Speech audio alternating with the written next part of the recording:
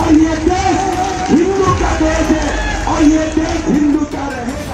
American রাষ্ট্রপতি Joe Biden যখন Israel পৌঁছান তখন জঙ্গি সংগঠনগুলো আমেরিকাকে একটা নতুন উপহার দেওয়ার কথা ভাবে আর ইরাকে থাকা আমেরিকার বেসে হামলা করে ফেলে। খবর রয়েছে উত্তরের ইরাকে আমেরিকান বেস আল হারিরে ড্রোন অ্যাটাক হয়। এই হামলার দায়ভার তাসকিল আল ওয়ার্থিন নামক একটা ইরাকি সংগঠন নিয়েছে। তারা বলেছে তারা আমেরিকার ওই বেসকে টার্গেট করে আর এই হামলা ফিলিস্তিনি রাষ্ট্র ও আল আকসা তুফান অপারেশনের সমর্থনে হয়েছে। আসলে এরবিলের কাছে একটা আমেরিকান সৈন্য এয়ারবেসে রকেট অ্যাটাকের খবর রয়েছে, কিন্তু বলা হচ্ছে এটা একটা ড্রোন হামলা ছিল যেটা ইরাকে উপস্থিত একটা সংগঠন করেছিল। ওদিকে আমেরিকান সুরক্ষা বাহিনী এই নিয়ে বলে এই হামলা যখনই হয় সেটাকে টার্গেট হিট হওয়ার আগেই ধ্বংস করে দেওয়া হয়। বর্তমান সময়ের দিকে তাকালে আমেরিকান প্রতিরক্ষা বাহিনীর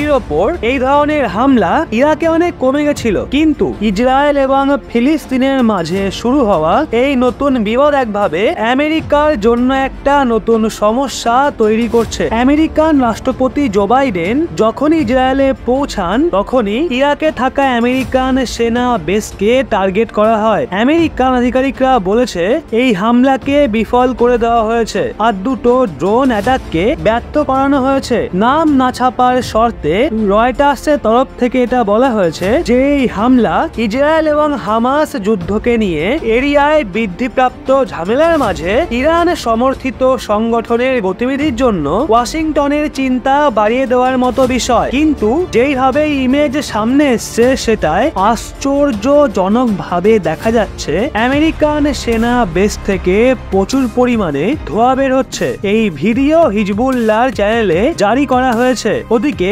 হিজবুল্লাহ চ্যানেলে আরো একটা ভিডিও সামনে এসছে যেখানে একসাথে আমেরিকার 10টা যুদ্ধ বিমানকে ইরাকের একটা সৈন্য ঠিকানায় নামতে দেখা যাচ্ছে। বলা হচ্ছে জো বাইডেনের মুভমেন্টের জন্য এই ধরনের সতর্কতা বাড়ছে। যদিও ওইসব দৃশ্যগুলো আমরা কনফার্ম করিনি, এই দৃশ্যগুলো হিজবুল্লাহ জারি করেছে। তাদের বলা কথার ভিত্তিতেই আপনাদের এই বিষয়টা জানালাম। এবার একটু নজর দিই ভারতের দিকে। যেই সময়ে দাঁড়িয়ে ভারতে অনেক মানুষ হামাসের সমর্থন করছে, নিজেদের ধার্মিক স্লোগান তুলছে, ঠিক ওই সময় একদম পুরো হুশ উড়িয়ে দেওয়ার মতো স্টেটমেন্ট সামনে এসছে। আপনারা জানেন যখন কোনো দেশে জঙ্গি সংগঠন হামাসের সঙ্গ দেওয়া হয় তখন সেটা কতটা বিপজ্জনক হতে পারে। ভারতে তো সনাতনকেই শেষ করে দেওয়ার কথা হচ্ছে, কিন্তু আসামের মুখ্যমন্ত্রী হেমন্ত বিশ্ব শর্মা একটা এমন ধামাকাদার বয়ান দিয়েছেন যেটা ভারতে আলোচনার বিষয় হয়ে উঠেছে। হেমন্ত